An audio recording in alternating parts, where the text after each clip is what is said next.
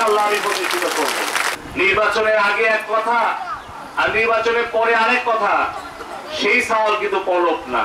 সিংড়ার চলন বিলে, খালে, নদীতে কোন জায়গায় কোন অবৈধ দখলদার কোন মৎস্য চাষ করতে পারবে না। আমি নির্বাচনের আগে এই সাতপুকুরিয়া, ইটালি, ডাহিয়া, কলম আমার চলন বিলে মানুষকে কথা দিয়েছিলাম যে আপনারা আমাকে সুযোগ দেন, আমি নিজেকে সংশোধন করব, আমার এলাকার রাজনীতিকে সংশোধন করব, জনপ্রতিনিধিদেরকে শাসন করব এবং সিংড়াতে ন্যায় শাসন ইনশাআল্লাহ আমি প্রতিষ্ঠিত করব।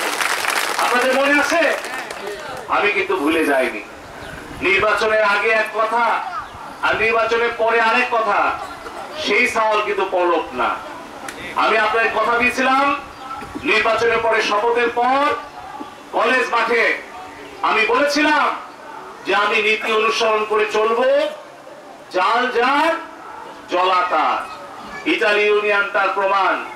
যত প্রভাবশালী নেতাই হোক, যত শক্তিশালী পরিবারের সদস্যই হোক, আমি আপনাদের সহযোগিতা যদি পাই, তাহলে জননেত্রী শেখ হাসিনা এই সিংড়ার চলন মিলে যে 350 কিলোমিটার রাস্তা করে দিয়েছেন, যে 300 কিলোমিটার খাল খনন করে দিয়েছেন, যে খাল খনন হওয়ার ফলে আমার এই চলন বিলের মৎস্য ভান্ডার সমৃদ্ধ হয়েছে, এই চলন বিলে কৃষকরা বিনামূল্যে সেচের পানি দেওয়ার সুযোগ পেয়েছে, এই চলন বিলে কৃষকরা ন্যায্য মূল্যে তেল, সার সময় মতো তারা জমিতে নেওয়ার জন্য বাড়িতে নিতে পারে, আবার ফসল উৎপাদন করার পর হাটে বাজারে ওই খাল দিয়ে কিন্তু নৌকা করে নিয়ে যেতে পারে।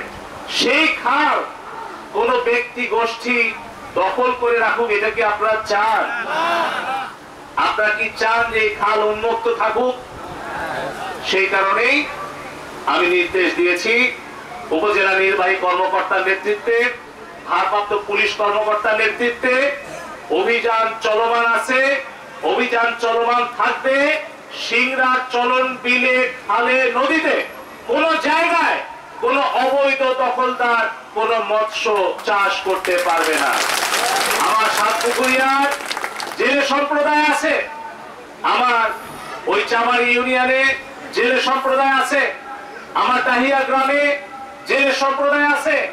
তারা জাল নিয়ে উন্মুক্ত জলাশয়ে তারা মাছ আহরণ করবে, সাধারণ মানুষ মাছ আহরণ করবে। জাল যার জলা তার, সেই নীতি এই চলন বিলে বাস্তবায়ন করা হবে। শুধু আমি আপনাদের সহযোগিতা চাই। এই গুটি করে দুর্নীতিবাজ দুর্বৃত্তদের কারণে কোন নদীতে যেন অবৈধ সুতি জাল না দিতে পারে,